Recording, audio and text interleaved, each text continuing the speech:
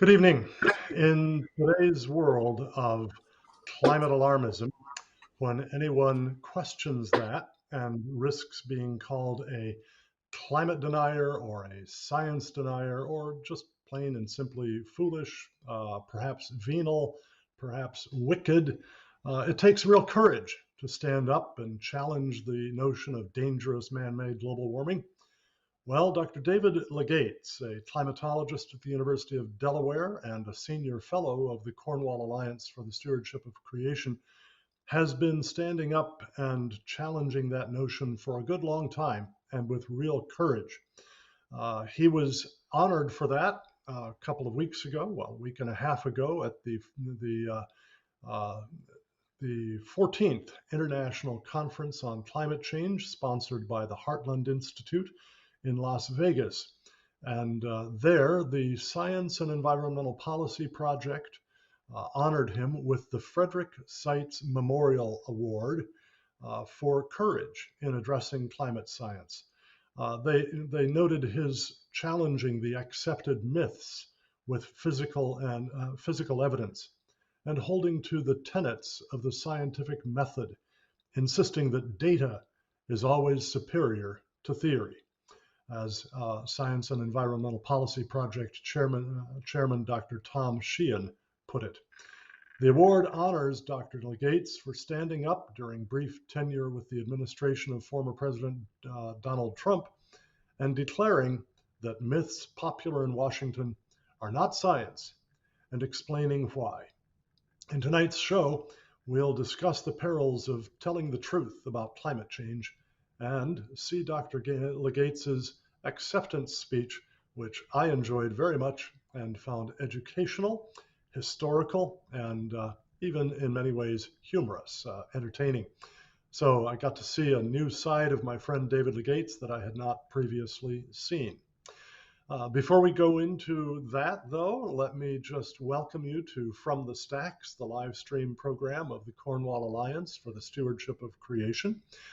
We seek through this program and our website and many publications to educate the public and policymakers on biblical earth stewardship, economic development for the poor, and the gospel of Jesus Christ, together with the worldview, the theology, and the ethics that come along with that. Our aim is to help people to pursue both the wise and godly proper stewardship or dominion, to use the biblical term for it out of Genesis 1:28, that God intends for mankind to use, and at the same time to pursue economic development for the very poor around the world. We see these two things tied together because, frankly, a clean, healthful, beautiful environment is a costly good. And like any other costly good, wealthier people can afford more than poorer people can. So without further ado, let me just tell you also one more thing here, a little further ado here, about what we do with the Cornwall Alliance. We are a nonprofit charitable organization supported almost entirely, almost 100%, by individual donations from individual private persons. And every month we offer a special educational resource as our way of saying thank you when people donate literally any amount, no matter how large or small, and request it. This month we're offering Biblical Foundations for Economics, a new short book that I've written that helps people to see how economics, properly understood, is not the mind-numbing numbers game that so many people treat it as, but is instead, as the great philosopher Adam Smith in the 18th century defined economics, it is the application of moral philosophy to marketplace relationships. That's what I develop in this short book, Biblical Foundations for Economics. And I hope that you'll find it very instructive and helpful as you communicate to others as well. To request your copy, simply go to cornwallalliance.org. That's cornwallalliance.org. Click on the donate button. And then as you fill out the donation form, when you come to the comments field, simply write in Biblical Foundations for Economics or the promo code 21-10. That's promo code 21-10, and we'll be glad to send you a free copy of it. 100% of your donation will be tax deductible. Well, again, thank you for joining us this evening. I think we have a fun program for you, a very informative program. And now it's time to introduce our guest, Dr. David Legates, who is a senior fellow of the Cornwall Alliance. I've known David for a little over a decade now. And I think the first thing that you did for us, David, was to lecture on global warming for the old DVD set that we used to distribute called Resisting the Green Dragon. And Wow. it kind of reminds me, sometime or other, we need to produce an update of that, something that will reflect new discoveries made over the last decade and a couple of years. But thank you very much, David, for joining us. Well, thank you for having me. I often will try to give a bit of background for our guests, but not too long ago, in beginning to watch the power-hungry broadcasts of my friend Robert Bryce, author of the book Power Hungry, I find that what he does is he always asks his guests to introduce themselves, to tell people a bit of their background and what makes them tick. And I think that usually winds up with a much better introduction. So David, tell folks your own background, how you got into climatology, how you got to be a climate change realist or skeptic, so to speak, and what this has meant for your life.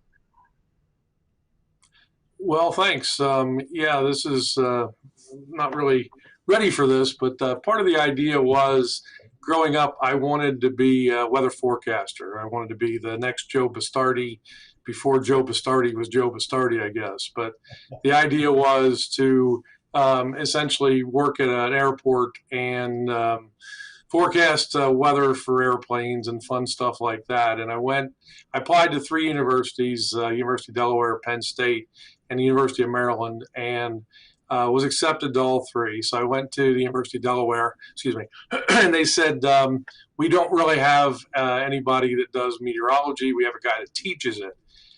So you can talk to him. So I went and talked to John Mather. And he said, well, I've been a forecaster in Boston for years.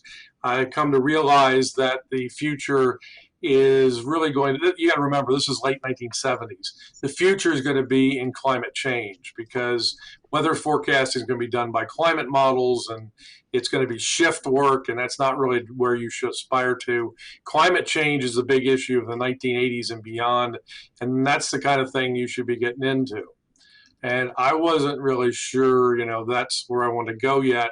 So I ventured over to College Park, Maryland, and literally walked in off the street. And I said, I would like to talk to somebody here about the meteorology program. And they set me up with an older gentleman who turned out to be Helmut Landsberg. And Helmut was a famous climatologist, had spent time in Penn State. And I said, I want to be a weather forecaster. And he said, no, you don't. It's going to be shift work. You really, want to get into climate change. That's going to be the big issue from 1980s and beyond. You really, want to get in 1980s and beyond. And so what's going to happen is I would encourage you not to come here because Maryland does not do climate change. And I said, wow. I said, I have an interview coming up at Penn State, and he said, all they do is weather forecasting up there. I wouldn't go there either. And I said, I've heard all this before, and it seems like it's from John Mather at the University of Delaware. And he said, I just reviewed that program. You should get in on the ground floor of it. So the punchline is, I've never been to Penn State. Penn State, the home of the famous, or perhaps the infamous, Michael Mann of the famous or infamous hockey stick graph of historical global temperature. So you've never been to Penn State, huh? He came well. Go ahead. I just say he came well after I would have been there, so we would not have overlapped. Yeah. Right. I had the fun of speaking there once back around about 2014 or 15, I think it was, as a guest of a Christian ministry there, ministering specifically to graduate students. And they invited people from the meteorology and climatology department to come. And a couple of students came, but none of the faculty were willing to come. And so I was a little bit disappointed in that. But I guess what we typically find is that the alarmist side is generally not willing to get into much dialogue, which, you know, if they really think they've got the case, one would think that they'd be glad to show up and demonstrate the weakness of their critics' case. So, how did you, David, get to be, on the climate realist or climate skeptic side of this debate? You started out in this thing in the late '70s, and by the mid to late 1980s, there was already a pretty clear trend going on in climatology toward affirming dangerous man-made warming. What led you in a different direction?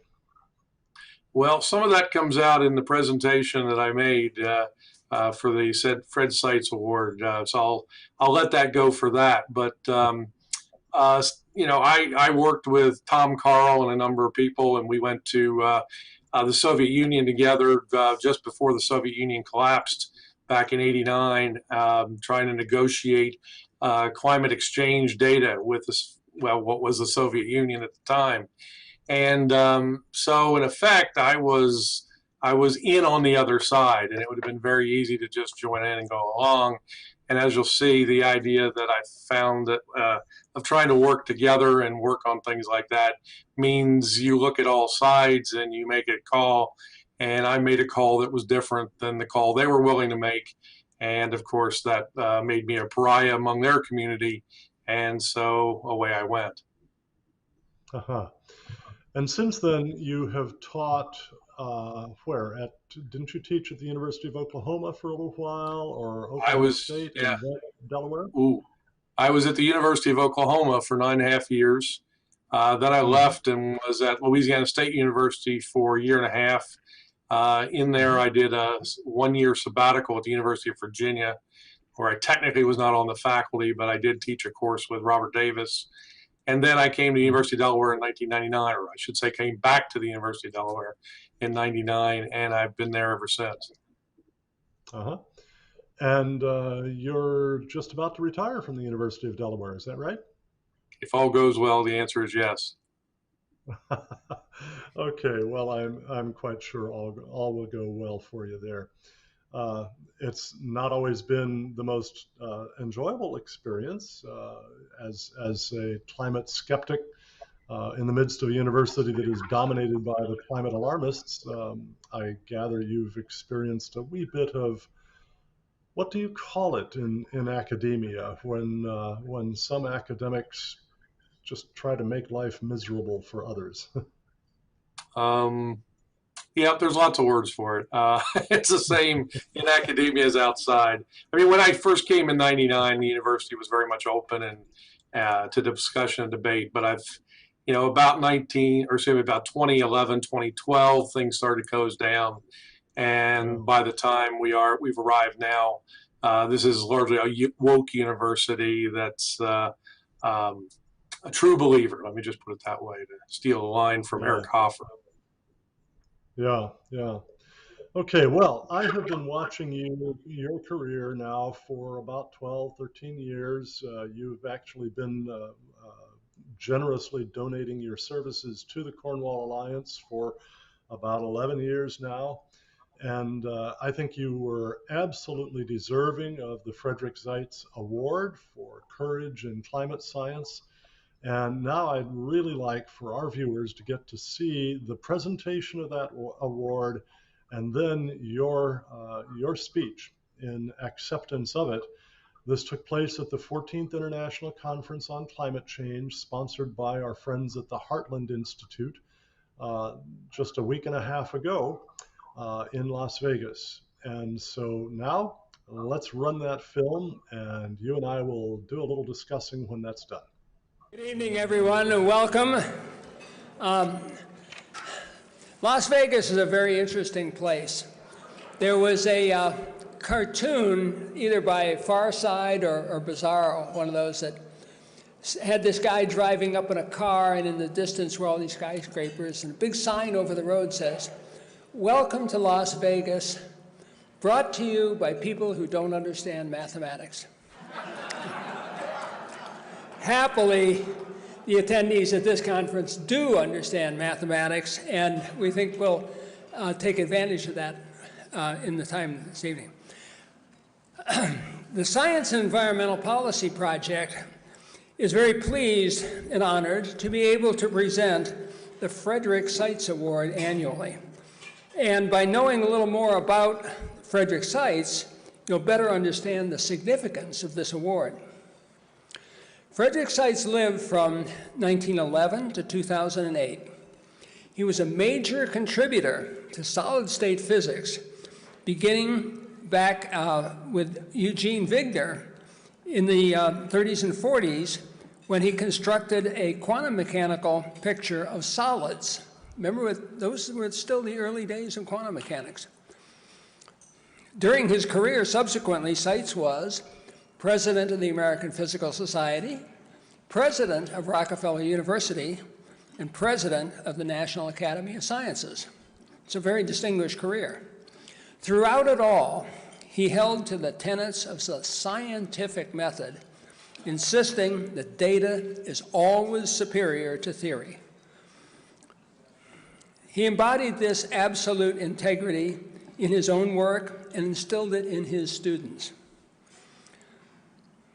Years passed, and as the field of climate science, climate change, global warming, etc., developed in the early 1990s, Frederick Seitz was appalled at the deterioration of the peer review system that he was witnessing. For many centuries, peer review had been a cornerstone of science, and here it was going down the drain. In 1996, Seitz wrote a major paper in the Wall Street Journal, major article, in which he denounced the corruption of the peer review system. It was pretty hard-hitting, and we in this community have been the ones who have watched his predictions come true over the past 2 decades. While Seitz lost some friends by taking such a stance, you know, people who prioritize the serene calm of the faculty lounge as without any dissension. But Frederick Seitz correctly perceived that scientific integrity is far more important than faculty friends. Seitz stood by true science, never counting the cost. For the rest of his life, Seitz remained a revered figure in us, but was a pariah to the keepers of the climate orthodoxy. The founder of SEPP, Fred Singer, was a longtime colleague of Seitz's. And if you look at the book that's in your packet of your little bag of registration, Fred Singer's book, Hot Talk and Cold Science, you will see the same thing that Frederick Seitz exhibited shown there: integrity and respect for science. Fred Singer initiated this award during the last decade in order to recognize and honor scientists whose actions emulate this same outlook and practice of Frederick Seitz. So, presenting this year's award will be Ken Hopla, the president of SEPP. Thank you, Tom. Greetings, carbon-based life forms. When you breathe, you increase the carbon dioxide of the air you use by 100 times. Washington declares that your carbon dioxide is causing a climate crisis. You're still breathing? How dare you! At this conference, we'll see the evidence shows there is no climate crisis. Physical science develops with the constant conflict between ideas and evidence. What ideas best fit the physical science is what's important, the physical evidence. When the physical evidence changes, ideas must change accordingly. Otherwise, the science becomes stagnant, dogmatic. That is what is happening to the science claimed by the UN Intergovernmental Panel on Climate Change and its followers, including many once noted US science institutions. In 1988, the UN established the IPCC to assess the scientific information related to changes in climate from emissions of greenhouse gases and to formulate realistic responses. The IPCC issued its first report in 1990. Since then, a great deal has changed, including human conditions have greatly improved thanks to the use of fossil fuels. The physical evidence of what is happening with increasing carbon dioxide has improved. And the attitudes of Western governments to changing science according to the evidence have worsened. Over the last 30 years, one of the most remarkable changes is the tremendous reduction of people living in extreme poverty. Extreme poverty defined as a person having a local purchasing power of less than $2 a day, $1.90. It is estimated in local currency adjusted to inflation and similar issues. Try buying a cup of coffee here for $2 a day. The estimates used here come from Our World in Data. I think this is the right, but there, no, back. There we go. You can see 30 years ago, about 1.9 billion people, 36% of the world's population, lived in extreme poverty, mostly in Asia. Extreme poverty is the edge of death.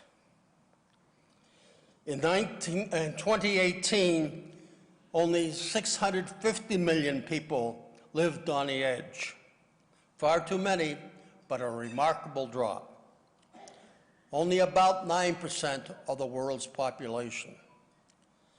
This great reduction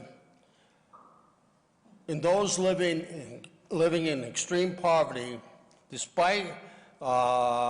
occurred despite an increase in population of about 43%.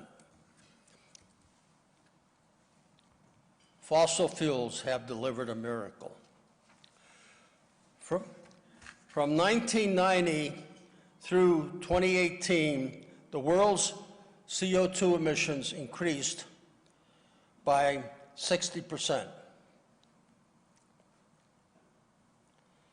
China's CO2 emissions grew about 315%, more than three times.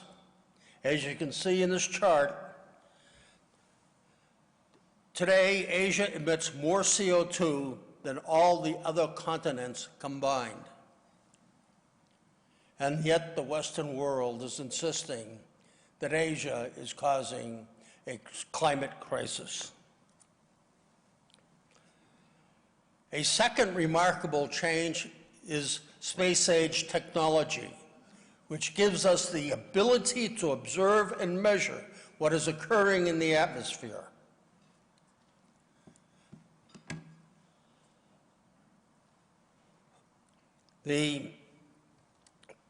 Contrary to the scientific method, this evidence contradicts the earlier scientific speculation that went into the ICCC original report.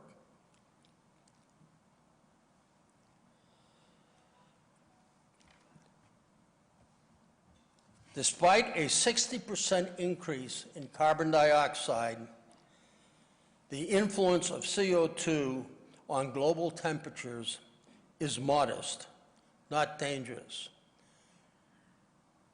Presenting this week will be people who will discuss that more fully. A third remarkable change is the obstinance of the Western governments and many in Western science institutions in their ignoring the changing evidence. Contrary to the scientific method, they are refusing to adjust their views, which they still call scientific, and they refuse to recognize the great expansion in physical evidence about the atmosphere and the effects of carbon dioxide. With mounting physical evidence, what began as scientific speculation has drifted into a world of science fiction and political myth. Washington, D.C. is a hotbed for science myths and attacking those who dare question them, as Frederick Seitz was attacked, brutally smeared.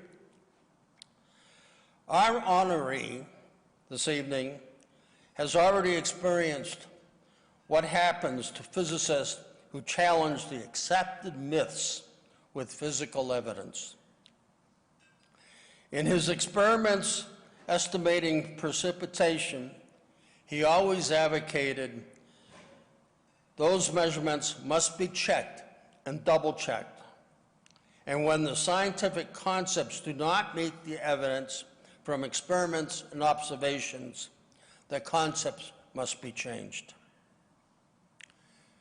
This winter, when given the opportunity, he bravely stood up and, with the support of a few, declared certain myths popular in Washington are not science, and explained why. Ladies and gentlemen, I have the privilege to present to you the honoree of the 2021 Frederick Seitz Memorial Award, Dr. David Legates. David? Come on up there.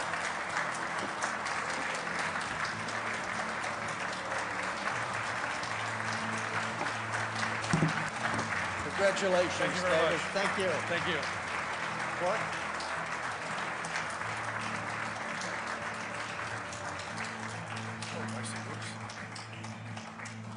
The Frederick Seitz Award. Well earned. Thank you. Show it proudly. Thank you.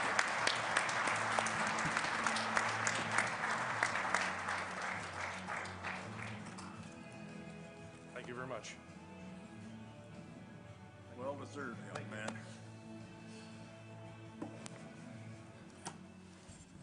man. Well, thank you very much. You know, as somebody once said, we stand on the shoulders of giants, and I feel like right now that if I jumped off, I'd only be 2 feet tall. I'm very honored and privileged to accept this award. There's a number of people I need to thank. First and foremost, I want to thank Dr. Frederick Seitz, who unfortunately I never met, but I wish I did, and I feel to some extent a kindred spirit with him. In any event, I also want to thank another Fred Singer, who is the creator and founder of SEPP.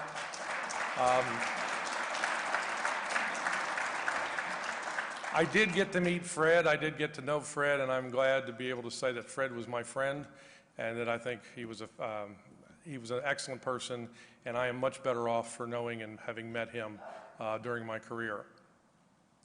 I also want to thank Ken and Tom and the SEPP and the board for thinking so highly of me to give me this award.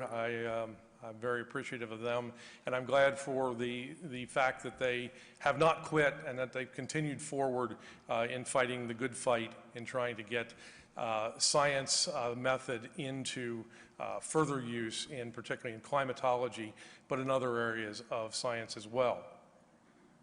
I also want to thank the Heartland Institute because, well, we wouldn't be here obviously without them, but I think without Heartland, it would be a lot more difficult to get people together. And I know from various meetings like this and through Heartland, I've met a lot more people than I would have normally. And so Heartland deserves a very big round of credit for putting these things together and keeping them going. I also want to thank three people that I don't think you've ever met: my mother, my father, and my grandmother. They're the three best people I could have ever asked for to help raise me. Like I said, I wish you'd meet them, and I wish I could have shared this with them. They're all gone at this point, but they're not gone in spirit. And so I will remember them on and hopefully get to see them again one day.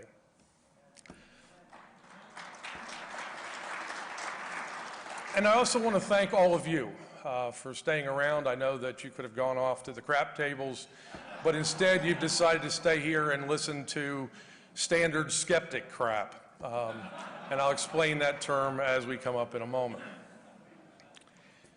Now at this point, I'm supposed to give a keynote speech, and wow, that's a tall order. I had thought about several things to talk about.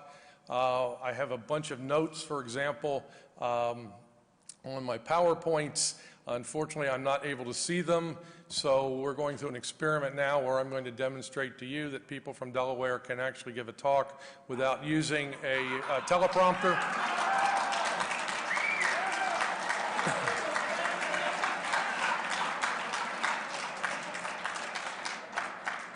And if I'm unsuccessful, they will simply cut the feed and I'll go off to bed.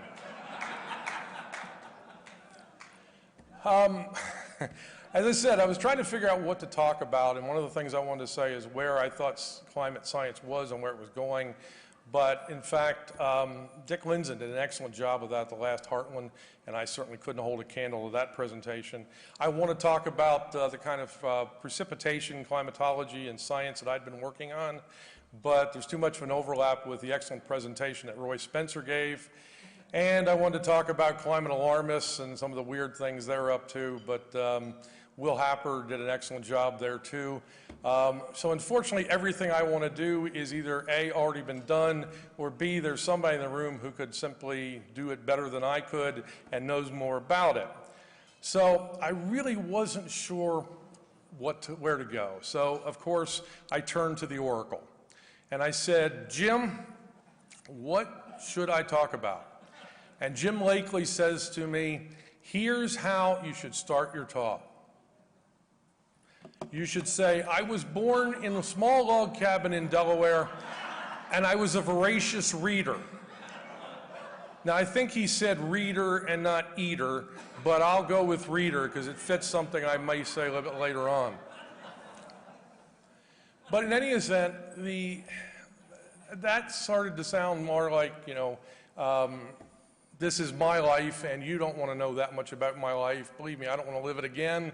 So that was not a good solution. And so I finally turned back to Ken and I said, I really don't know what to do. And he's very graciously said, David, you can talk about anything you'd like to talk about. And so I took the liberty of therefore deciding that today we would talk about space aliens. Except I'm not allowed to call them aliens, that's a pejorative, so they're space beings. Now, the reason I chose to talk about space beings is not because this is Friday night, and if you turn on the History Channel or the Discovery Channel or the Science Channel, you will see stories or programs on UFO files. You'll see programs on ancient aliens. Apparently Friday night is when they all come out. That's not why I want to talk about it, and it's not the reason I don't want to talk about it either is because we can talk about it. One of the interesting things is we can have a discussion of space aliens, space beings. One side of the room could take the thing that they exist. The other side could say they don't. We could have a discussion back and forth, and we could let the facts decide how the results make out. We couldn't do that with climate change. So if I mention climate change at all in this talk, you know, YouTube is going to put a disclaimer down at the bottom because we're just not allowed to have that kind of discussion.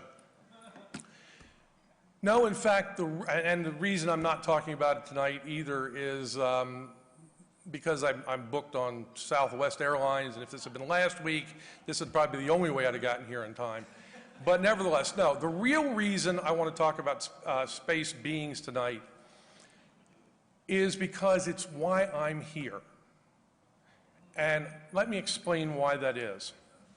Back when I was in 8th grade, I was taking a course in geology. And we were learning about the geological history of the planet. We were talking about rocks and things like schist and mica and shale and all sorts of other fun stuff like that.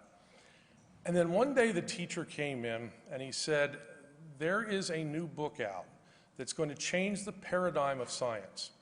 This is going to change how we view science going forward in the future and how science is done. We're going to have to change our history. It's going to change the way in which we view anthropology. It's going to change in particular even our own religion. It's that important that we're going to set aside geology to study it. Now, this was one of the quintessential books of our time, of course. It was not an inconvenient truth. That was the quintessential book of the next generation. But for people that are about as old as I am, I think about 35 or so, you will remember this book, and I'm sure. It's by Erich von Däniken, and it's called, it's called Chariots of the Gods. And to an 8th grader, Chariots of the Gods makes an awful lot of sense. Erich von Däniken has done an excellent job of taking a bunch of pieces to a puzzle and putting them all together. And what you learn from reading that book is that, in fact, life originated on Earth from beings in the Pleiades, who came here with something they had developed called DNA, and using it, they had developed a variety of different flora and fauna. They populated the planet. They built all sorts of fun things like Stonehenge and pyramids and the Sphinx, and they taught us math and physics and science and how to run a civilization, and then sprung up civilization in a number of different places. And then they left, and they either went back to the Pleiades, or they went and hid around the corner somewhere and been watching us all along. We're not sure, but at some point they will be back in the future. We're positive of that. And as I said, to an 8th grader, this discussion makes all the sort of sense. And that caused me to raise a bunch of other questions. And so I started becoming a voracious reader and started looking into all of these types of things and determining why, von Däniken had come up with these answers and so forth. And I came eventually, about 2 weeks later, I was in a store, and there was I almost said a rick, but you wouldn't have any idea what a rick is. It's essentially a carousel that contains a bunch of books. And I came up on another book. And that book is by Clifford Wilson, and is titled Crash Go the Chariots. And now if you read that book, you realize that Erich von Däniken may not have gotten it just right. That his intricately woven tapestry may have some holes. Some of the pieces of the puzzle may actually not be there. They may actually have been fraudulent, or they may have been made up. He may have, in fact, in some cases, they fit better the old way than the new way.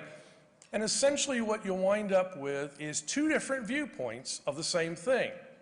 And so that allowed me to understand the concept of scientific debate and scientific discourse. The idea is that you could look at one argument on this side, and you could look at another argument on the other side, And then we could evaluate the two. And one of the things I definitely miss from Fred Singer is every time he'd send out an email, there was a line at the bottom of the email, a quote that said, "If the facts change, I change my view. What do you do, sir?"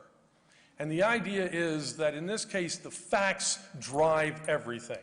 So in the scientific method, we examine the two views, and maybe you think von Daniken is correct, or maybe you think Wilson is correct, or maybe you think none of them is correct. There's a third alternative. But at the very least, that is what the scientific method was all about, is looking at how one topic could be evaluated in a variety of different ways and using the facts to make that decision.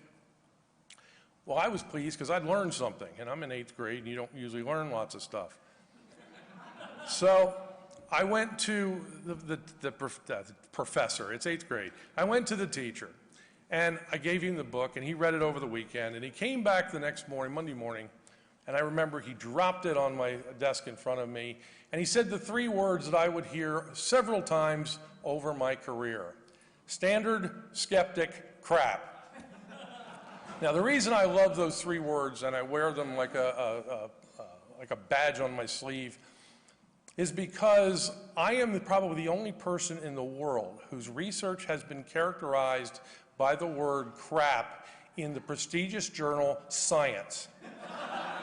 Believe me, you've arrived when your research is called crap at that level. In any event, I learned something else that day.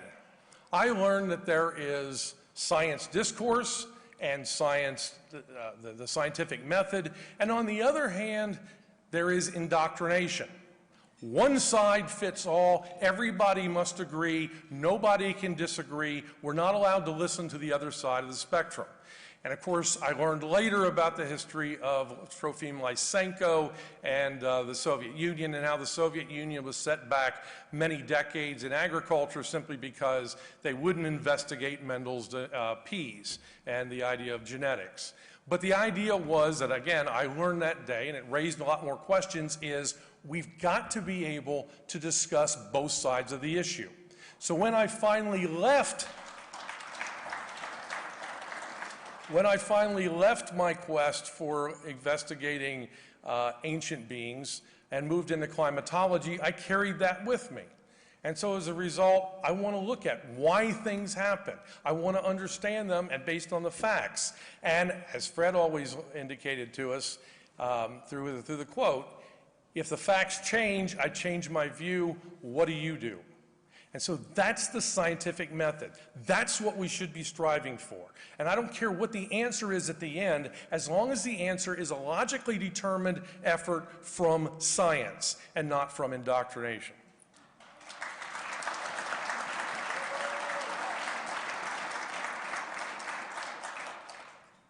Oops. Oh, okay.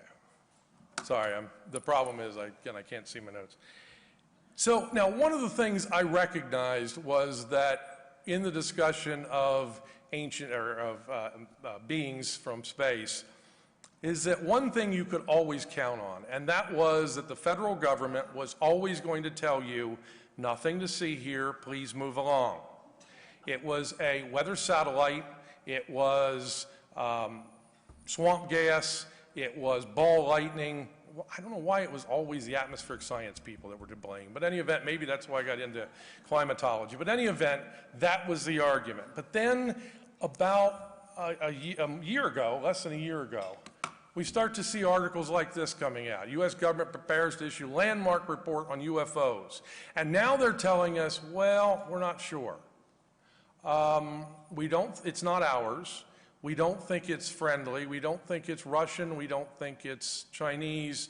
We're not sure what's happened. We've got tic-tacs moving 200 mile an hour. We've got rubber duckies moving at 200 mile an hour. Believe me, with my Remington 870 and a load of buckshot, I can make a rubber ducky move at 200 mile an hour. But nevertheless, that raises a whole lot more questions.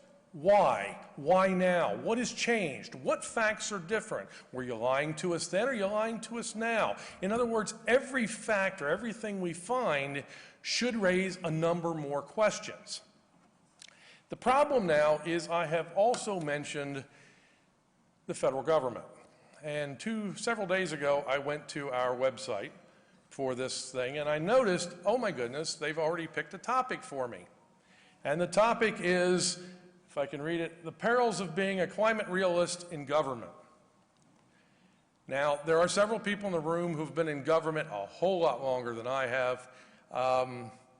But I, unfortunately, you may or may not know, worked with the Trump administration and spent 4 long, arduous months in Washington, D.C. And yes, that's the problem. 3.5 years into the administration, we were changing essentially career personnel and taking them out of where they were, which was in what was supposed to be political positions. So yes, why this waited till the end, I don't know. But any event, my sojourn at the federal government went okay. There's some things I can't talk about, and I can't talk about in detail, and you'll see why in a moment. But any event, there's some things I have gleaned about the government that I'll provide you. This is where I worked. I didn't say this is where my office was, because I didn't have an office. But this is where I worked at the Herbert Hoover building in downtown D.C. It is where the Department of Commerce is located. I worked there for 7 weeks. It took me 3 weeks to get my federal government email account. It took me 4 weeks to get a government computer, a government cell phone, and a government-issued ID card. That should also tell you the relationship between people at D.C. If somebody working there doesn't get a government-issued ID card for 4 weeks, the question is, how on earth did I get in the building? And the answer is, people let me in, which is a violation of all sorts of security rules, but nevertheless, I didn't say that. Sorry. So 7 weeks I worked there. I'm not sure exactly that I was there. I have little proof. There was no public release, press release. There was no website that gave me my position. There was, I do have pay stubs, so I can verify that. But the only thing I was able to find was a NOAA's headquarter organization chart, which puts my name right below Admiral Gallaudet, who was second in command. So technically speaking, if for some reason Neil Jacobs and Admiral Gallaudet were knocked out, then it looks like Eugenio and I would be in charge of NOAA. I don't think that's the case, but that's the way the chart makes it look. And again, the weird thing about it, after having been there for 7 weeks, is I did absolutely nothing, which fits in perfectly with the federal government. But in fact, the NOAA Chief of Staff went to the White House and said, "What's Legates doing over here? We have nothing for him to do." They said, "Well, he's supposed to be here to help working on the National Climate Assessment. We've just hired Betsy Weatherhead. She's a career. She's going to be pushing forward the National Climate Assessment. We want him to work on the political side to help push it forward." And as the Chief of Staff said, you do know NOAA has no power in that. If you want to give him any power, he should have been put in the White House. So the White House didn't know that I should have been in the White House to do this work. So after 7 weeks, I was detailed from NOAA to the White House. Now that is not the White House, but that is the building, again, in which I worked. I did not have an office. I never had an office in D.C., by the way, but that's fine. This is the Eisenhower building, the executive office building where I spent time, not criminal time, but spent time. And in particular, I was then put in charge of the U.S. Global Change Research Program as its executive director. It's where essentially I did nothing because the deep staters kept me from everything. They would issue tweets and never tell me about them and so forth. And at that point, I realized I only have 9 weeks left. So I'm here to work on the National Climate Assessment. That's what I'm going to focus on. So that's what I did. Well, I didn't realize I had 9 weeks left, but that's not really how much time I had left. For you see, one of those weeks was Thanksgiving. One was Christmas. One was New Year's. One was the American Meteorological Society meeting, which shut everything down. And one was the last week where I was sent back to NOAA, and detail ended. I was not fired, but I was sent back to NOAA. So of those 9 weeks, 5 I could do nothing, and so I could only spend time on 4 weeks working on the National Climate Assessment. Working on the National Climate Assessment for those 4 weeks was interesting because 2 things happened. One, I found that we were playing a bizarre game of 3-dimensional chess, whereas the party line to the media was that the Trump administration is delaying the game, trying to keep the National Climate Assessment from going forward, so what we're going to have to do is therefore just have 2 people write the entire science document. On the other hand, what was really happening behind the scenes is Betsy, and with my help, we were trying to push this forward, get a number of writers on board, and we were being stopped by the deep state people who wanted to be able to say that it was the Trump administration's fault as to why nothing was getting done. The second thing is that in only 4 weeks, I managed to get myself charged with 3 criminal charges. Now, the reason I was charged with criminal charges is largely because I had 3 strikes against me. 1, I'm a climate denier. 2, I work for the Trump administration. And 3, I filed a whistleblower complaint. That's all it took.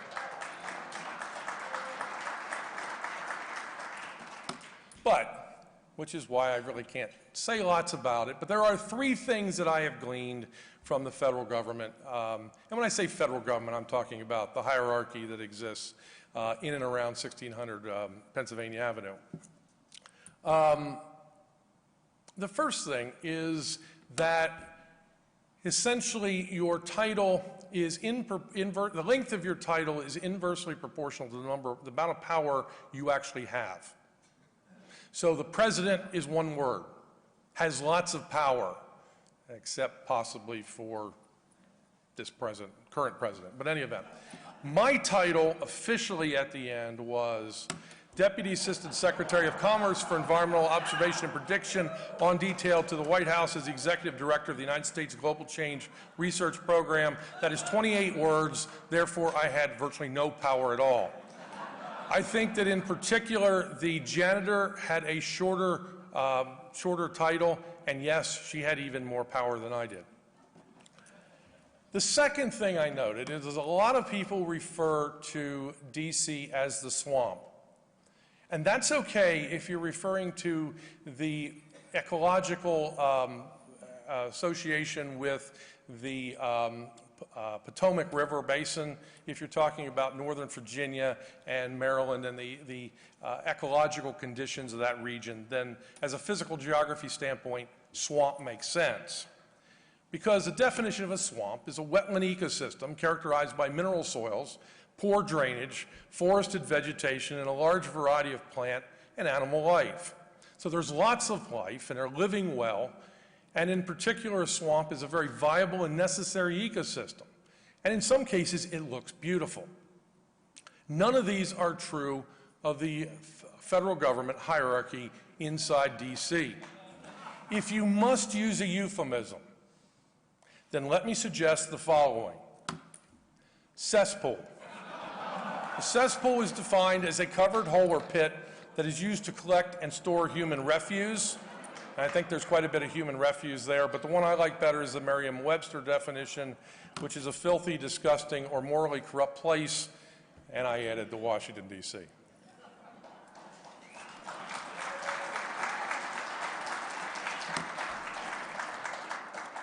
The third thing I noticed, and I got this actually partially from, I don't know where he is, but Will Happer told me the story how when he was involved with the Department of Energy back in the Bush administration that he had a secretary named Joyce, and she said there are 2 types of people here in D.C.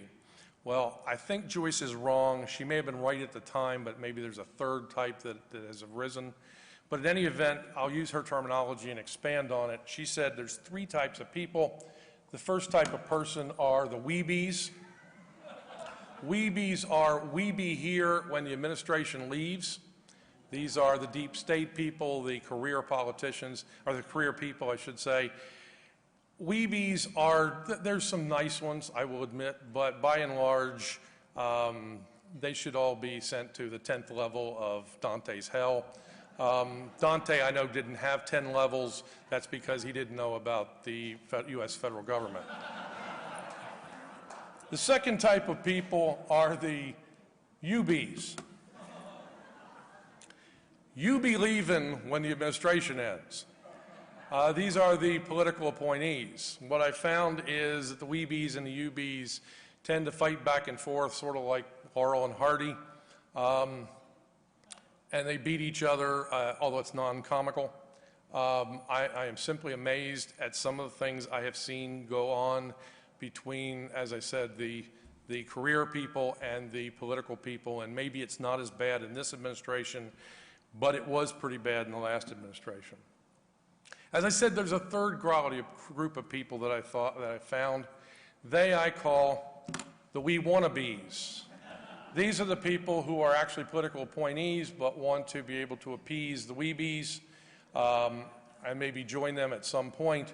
They are going to be confined to Dante's 11th level of hell, because I think they're even farther down than the weebies.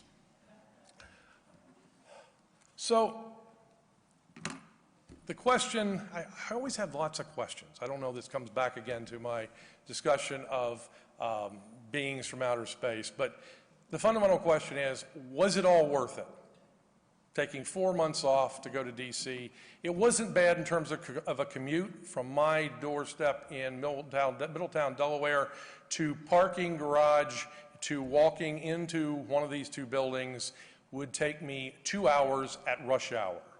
You can't do that pre-COVID.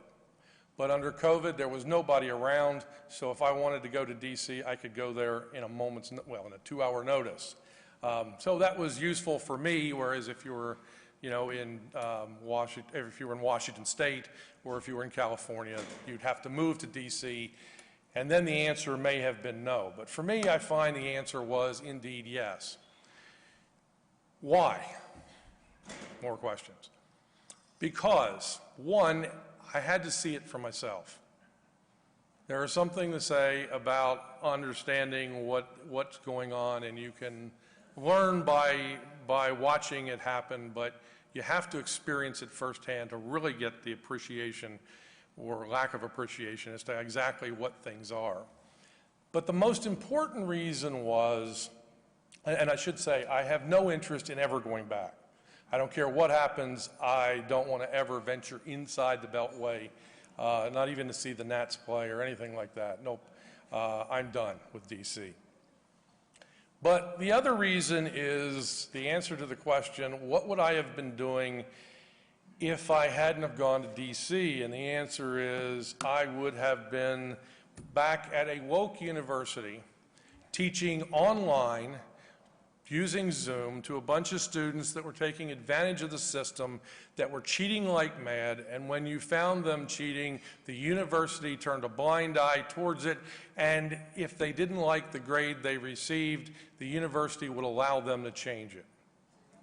That is not the way a university should operate. Now, I know this is also Joe Biden University. Joe Biden is not a member of, not a faculty at the University of Delaware. He has a Biden Center. He is faculty of the University of Pennsylvania. Why? Because he always said, I'm from Scranton, I'm from Scranton, I'm from Scranton, and that's why we always used to say he is Pennsylvania's 3rd senator.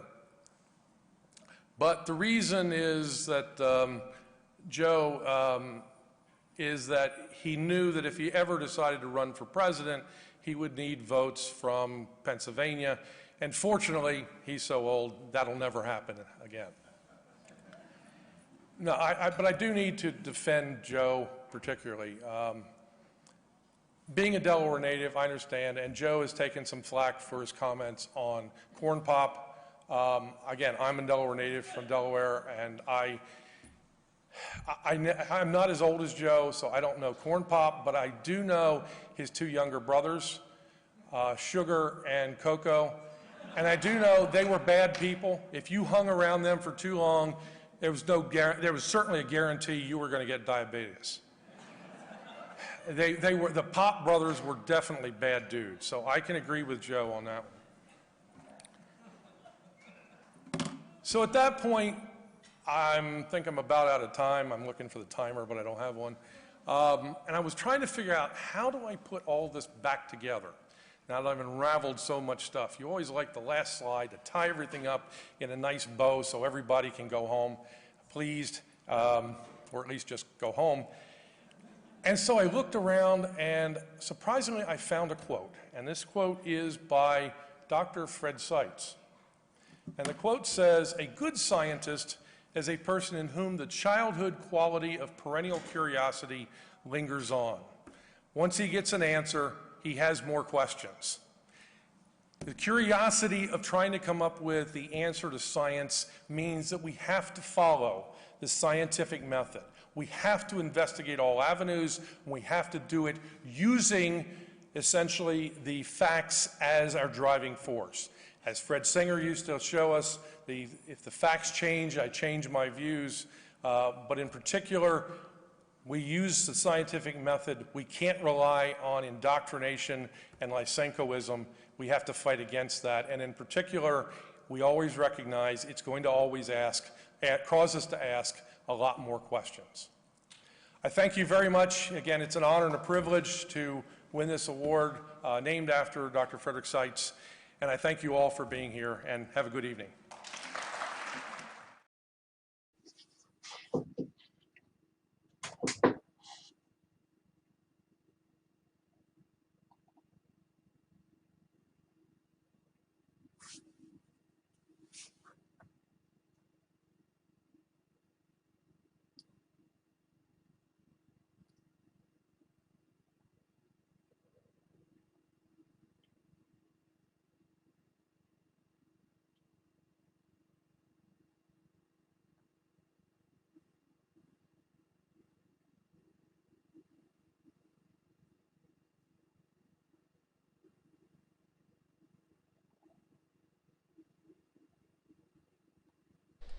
Your mic's not on, Cal.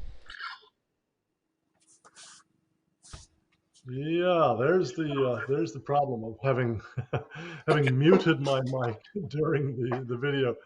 Okay, so what was I saying here, David? I enjoyed re-seeing you present that acceptance speech, and you certainly deserved the award, the Dr. Frederick Seitz Award from the Science and Environmental Policy Project, and yeah, there was one theme that I think was particularly important there. Actually, two themes, really. But I want to start off with this one, and that is the inherent problems of the politicization of science as government takes over the task of doing science. You certainly ran into that while you were, for that brief tenure, employed under the White House to deal with the National Climate Assessment. How would you describe the effect of mixing politics and science, and what do you think are solutions to that? Well, that was the warning that was given to or by Eisenhower in his farewell speech. And of course, he warned us of it, and 50, 60, 70 years later, here we are living it out. I mean, the solution would be to let scientists be scientists. But there are scientists in the federal government, and part of the problem is if the federal government if the deep state people were essentially looking at science from a science standpoint, that would be fine. But when they start to take a political stance, then you wind up with a fundamental problem that if they agree with the politics, things tend to run away in that direction. And if they disagree with your politics, then everything comes to a screeching halt, and it's like a food fight going on. And so that's part of the problem, has been that the federal government has a definite axe to grind. And so certain science is presented and certain science is squelched. And I'm afraid that was one of the things that Fred Seitz started to see, is that we're starting to get offload. Some of the scientific method isn't being followed. And he started to warn people of it early on. And of course, that's why he was ostracized at the time.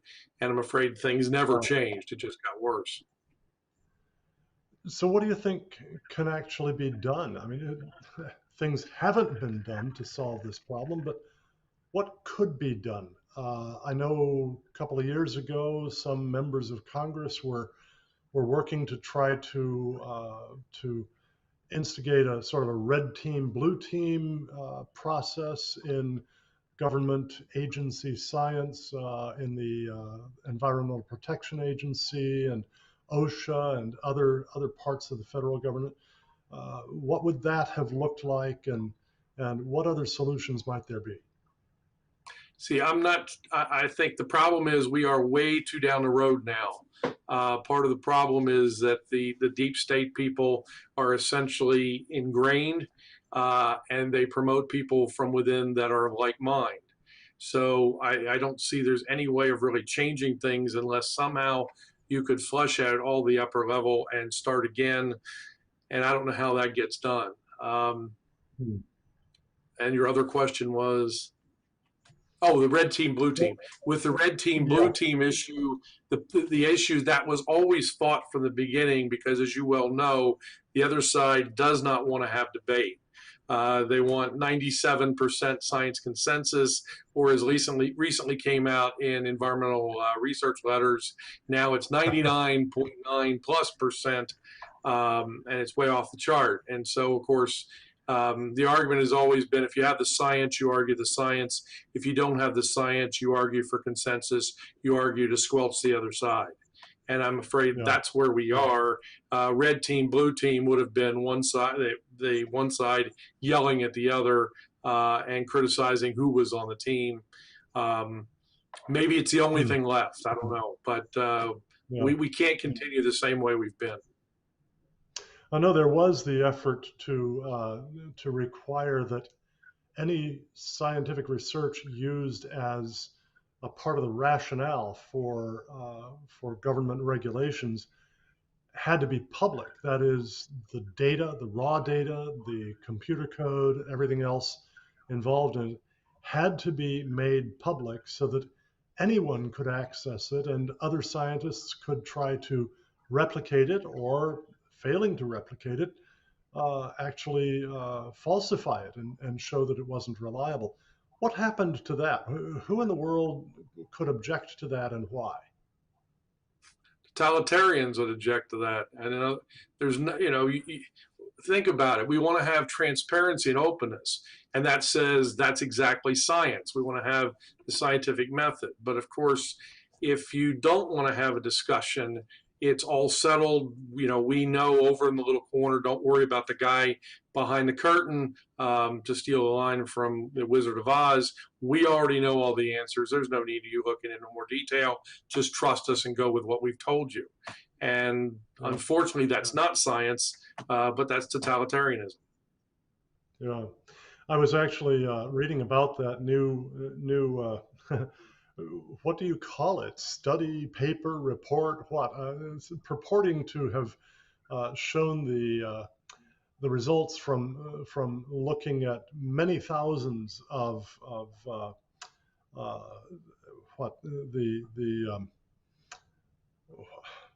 introductions to various referee journal articles on climate change, and claiming, as you said, that the consensus is 99.9% now instead of a measly 97%. And as I was reading about this, I was thinking to myself, insofar as they're actually showing a consensus at all, and I think there are serious problems to the methodology of the whole thing, what that consensus really is not that human activity is driving catastrophically dangerous climate change that is so horrible, impending on us, that it justifies our spending literally hundreds of trillions of dollars attempting to stop it. That wasn't what they found in the abstracts to these articles. What they found was consensus that human activity was contributing to some global warming. Well, gee whiz, I think that's probably true. I know you think that's probably true. I know Dr. Roy Spencer, who's another one of Cornwall Alliance's senior fellows, thinks that's probably true. The issue here is that people will erect a straw man.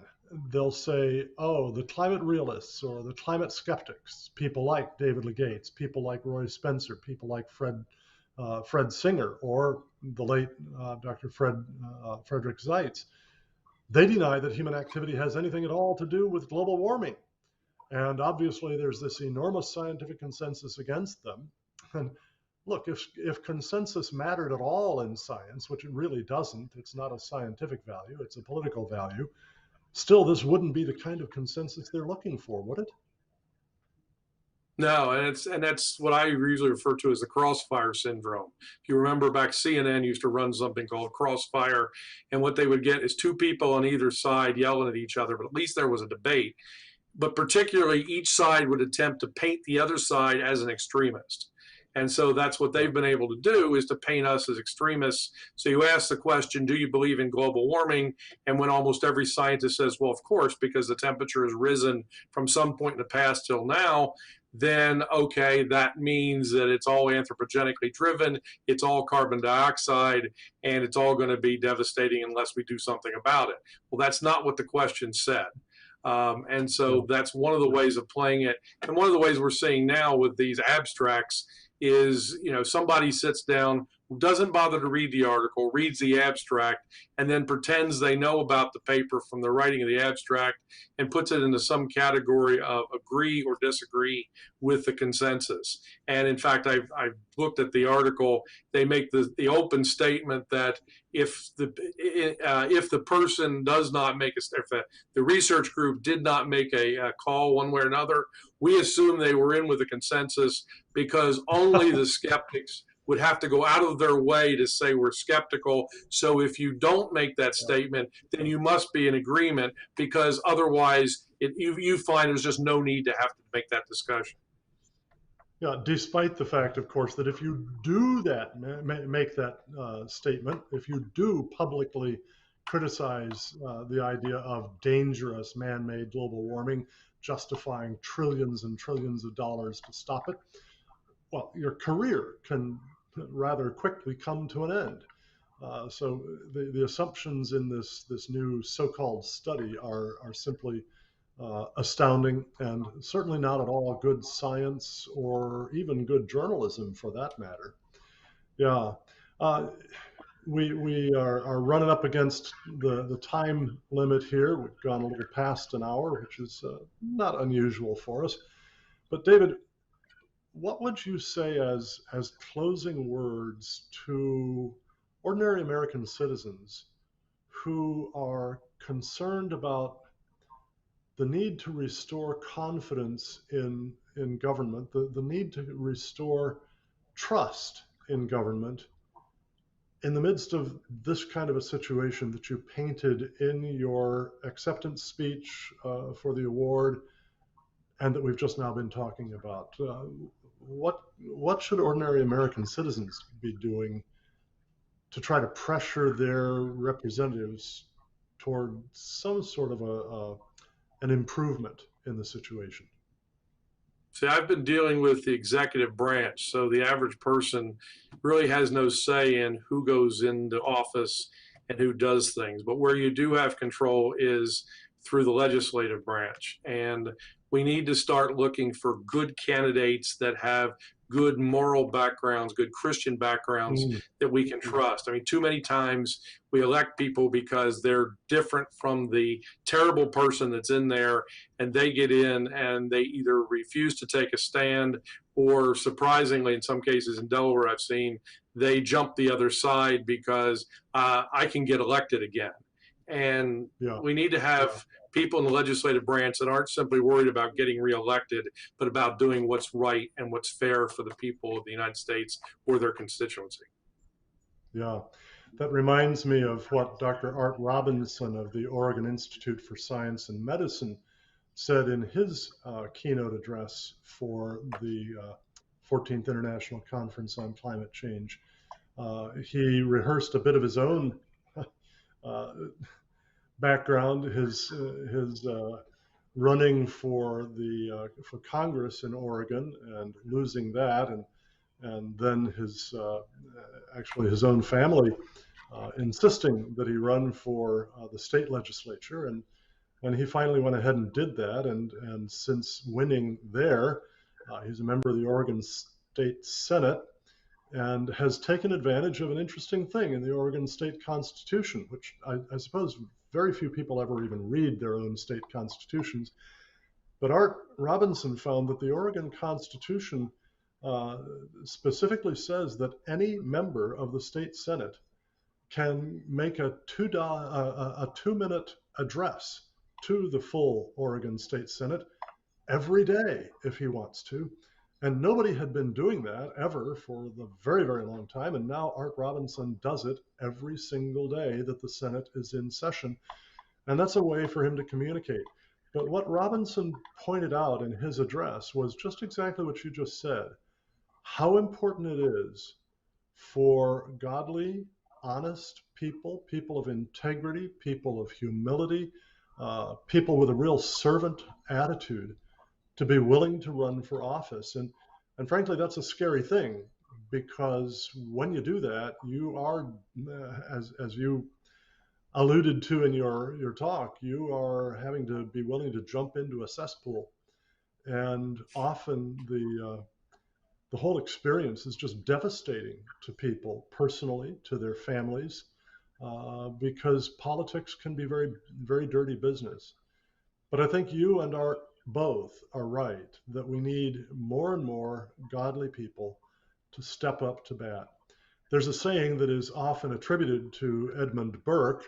I discovered, after having attributed it to him myself many times, that it can't actually be traced directly to Edmund Burke. The first time it was ever used in public and attributed to him was actually by President John F. Kennedy, and there's no evidence that it ever occurred in Burke's writings. Nonetheless, it certainly sounds like Burke, and I think it's good advice that all that is necessary for evil to triumph is for good men to do nothing. And what I would hope that many people would get out of listening to your acceptance speech and this live stream that we do every week is the importance of people of honesty, people of integrity, people of wisdom and understanding, people of humility, people who fear God and seek to obey his commandments, to step up to bat, run for public office, starting at the lowest levels, and be willing to go through the hassles of gaining positions in which they can begin to restore honest, humble, and truly servant-like government in America. And I want to just salute you, David, as somebody who, though you were not elected, you were appointed to a position. And I know you did your best to bring about some reform to the climate assessment process in the federal government.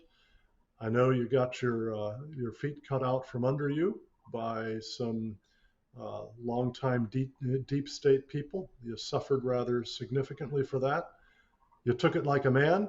You have not gone around weeping and complaining about it all. You've done it with good humor. I appreciate that, David, and I would commend you for it.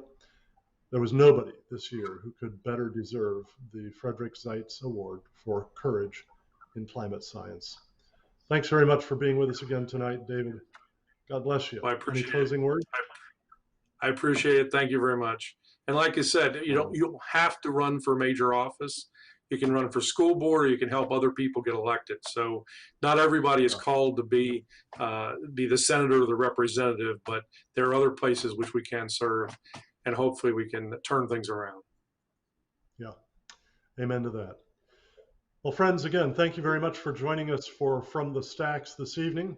And a quick reminder that for the month of October, and that means we have just a few days left, we are offering to send, as our way of saying thank you when people make a 100% tax deductible donation to the Cornwall Alliance, a free copy of my newest small book, Biblical Foundations for Economics. This is an introduction to economic theory that takes us away from the mind-numbing numbers and graphs and everything, and looks at the moral foundations of the whole discipline of economics. Adam Smith, the sort of the founder of modern economics, thought of economics as the application of moral philosophy to marketplace relationships. And that's what I try to set forth in this new booklet, The Biblical Foundations for Economics. To request your copy, just go to cornwallalliance.org, click on the donate button, and as you fill out the donation form, when you come to the comments field, just write in promo code 21-10, that's promo code 21-10, or the title Biblical Foundations for Economics, and we'll be glad to send you a copy.